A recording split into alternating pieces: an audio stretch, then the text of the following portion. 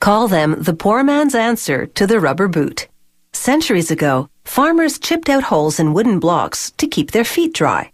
Now, people still wear wooden shoes, but for different reasons. And while they may look slightly more glamorous, how they're made remains as basic as the shoe itself.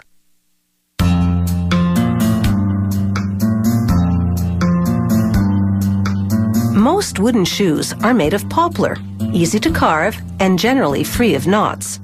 So it makes wearing clogs a splinterless experience.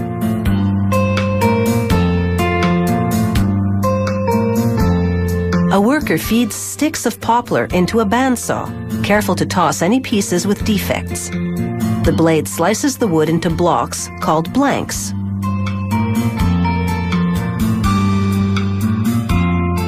The factory uses vinyl patterns like this one to create the shape of the shoe.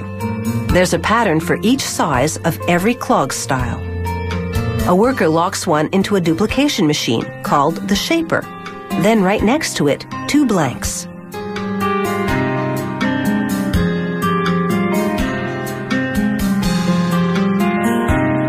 This tracer moves over the shape of the pattern. The wheel on the left copies the tracer's movements exactly, its blades shaving the wood as it moves up and down.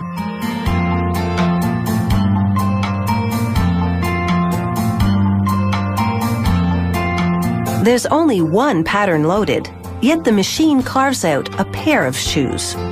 That's because the blocks of wood spin in opposite directions while the blades chip away at them, essentially creating mirror image copies. That allows the machine to carve out both a right and left shoe simultaneously.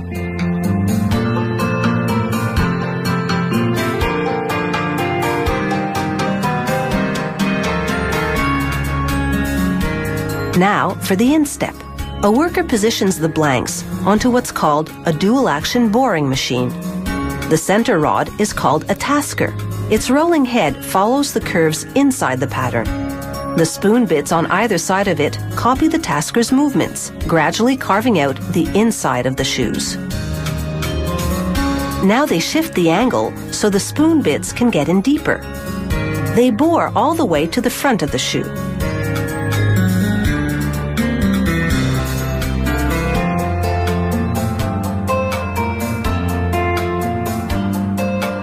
Then workers employ this very high-tech maneuver to remove the wood chips.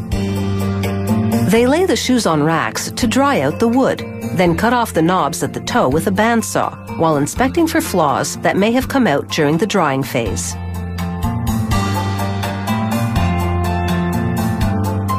A disc sander grinds down the knob on the heel and refines the shape of the toe. They work with a barrel sander to smooth out the opening, then switch to a balloon sander. The air-filled rubber sack inside flexes to the shape of the shoe as it sands. Now for the final step. An artist lays carbon paper on the shoe and a pattern on top of that. Then she traces the pattern.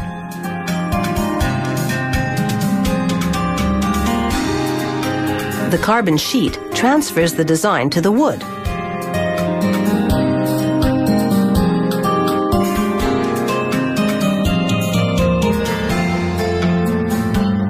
Now she goes over the design with a wood burner.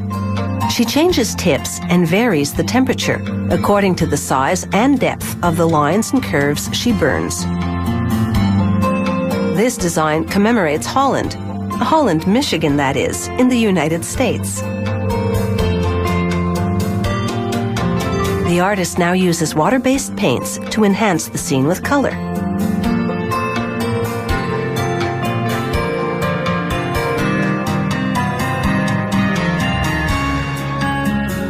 She applies 3 coats of a water-based varnish to preserve the artwork and help keep the shoes clean.